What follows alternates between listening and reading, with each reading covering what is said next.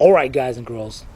Today, what I want to discuss is the pros and cons of Jeep.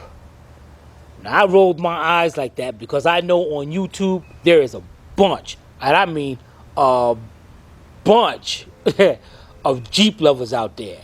All right, so that's what I'm going to give my thoughts on as being a professional mechanic.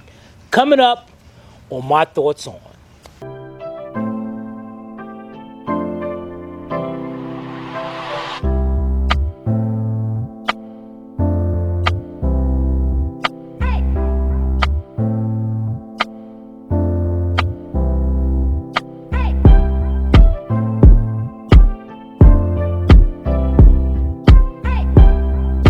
This channel is a member of the Astral Stars, which means we have a zero-tolerance policy against the harassment of others.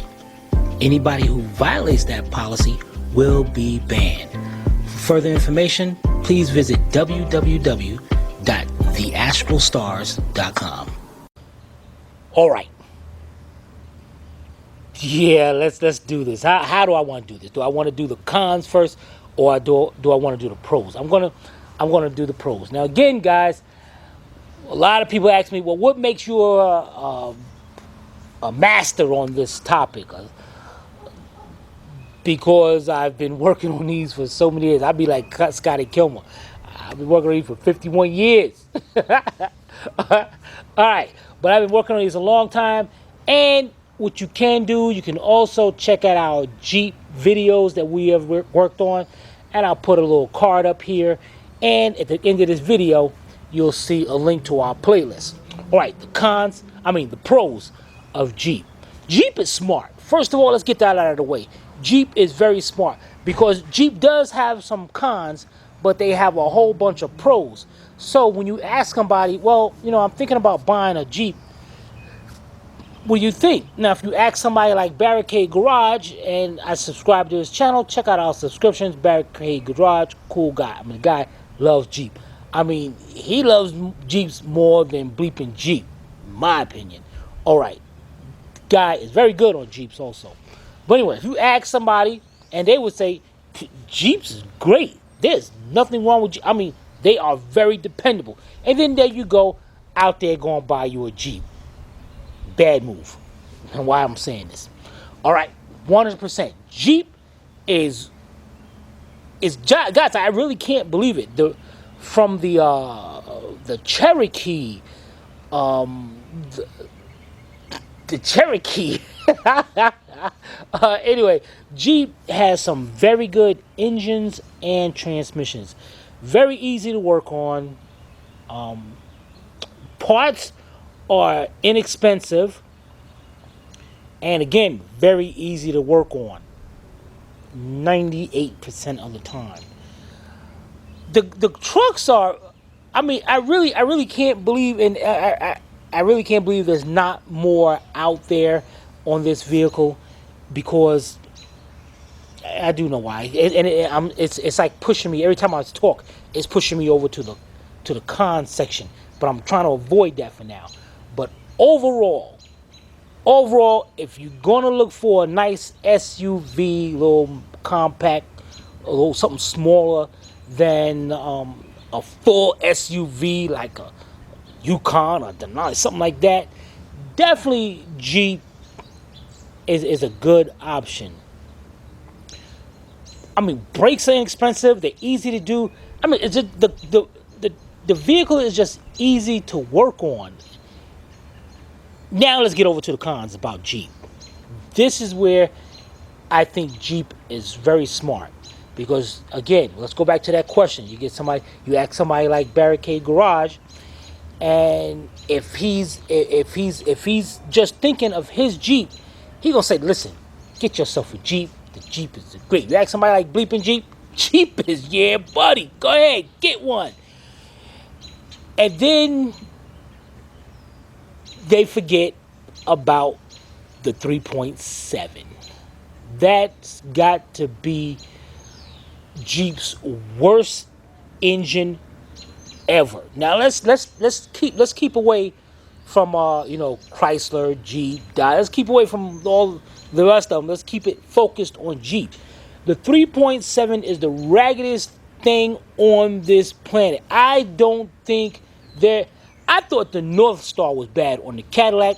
The Jeep actually got it. That 3.7 got its beat, because when the Jeep Liberty came out, I was gonna get my mom one. I was like, wow, that was a nice looking truck, and I liked it. I liked the way it looked. That Liberty just really set things off for Jeep, and I really liked it. But time tells. That was the problem. And what I mean by that, after a while, we found out the lifters would sink. The rockers would just fly right off fly off the cams. The engine messes up. It's just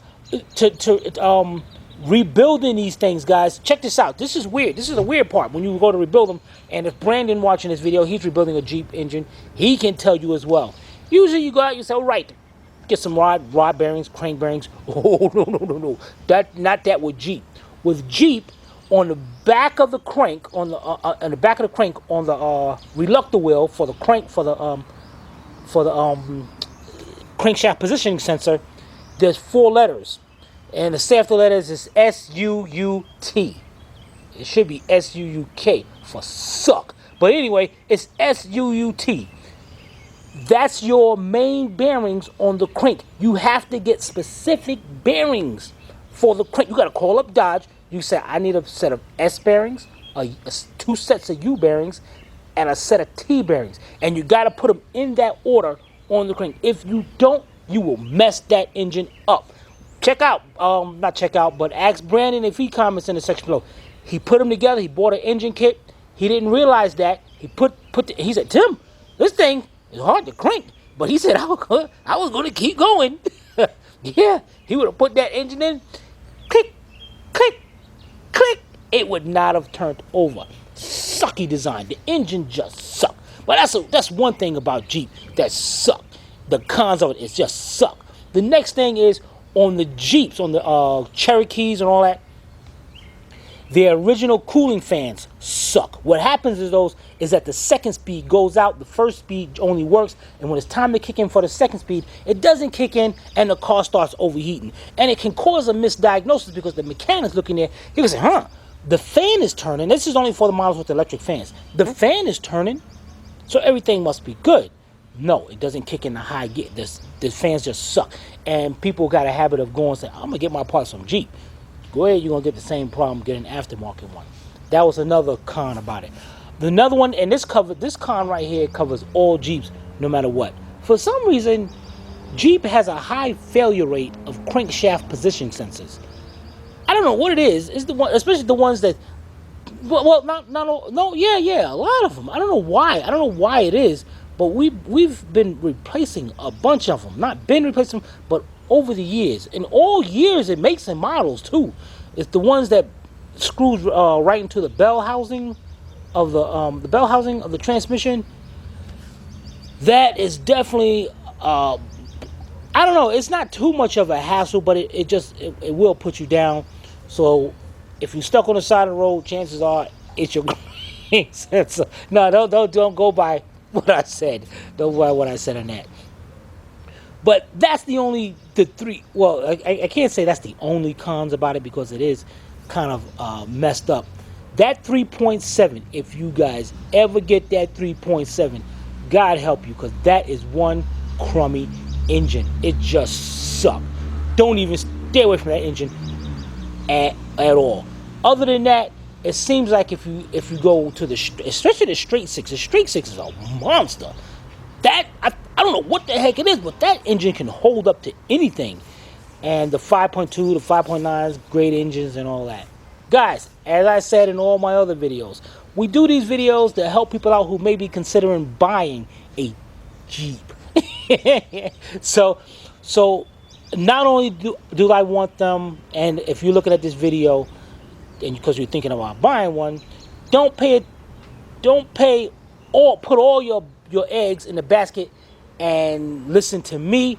Look at the comments below, because in the comments below you're going to get a lot of people who own Jeeps, went through with them, they know all the ins and outs about them, and they will let you know as well whether how high they are to get into. Do you got to be a certain height, like like a roller coaster or something. Tire wear, shakes, the death wobble. Death wobble. That's another one. That's another concept. I almost forgot that. They're gonna say, what the heck is a death wobble? I had this on a Jeep. It came out to be the shocks. You're driving along, and all of a sudden you hit a bump, and the whole front end it starts going. I mean, it's the worst. You cannot get on any kind of circus ride or anything that's more dangerous or scare you more than the death wobble of a Jeep. And you're going to see that in the comment section as well. I forgot about that con. That's a big one, man. And that's a big Jeeps. But anyway, check out the comment section below and look at other people's comments about them. I pay attention to them because I might learn something as well, especially when I go to work on the next one. All right, I hope you enjoyed this one. We're going to stay tuned for the next one. The next one's going to be a doozy.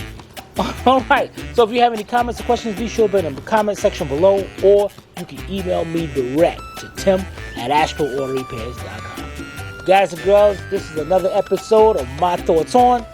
This is Timmy from Astral Auto Repairs, and I'll see you next time.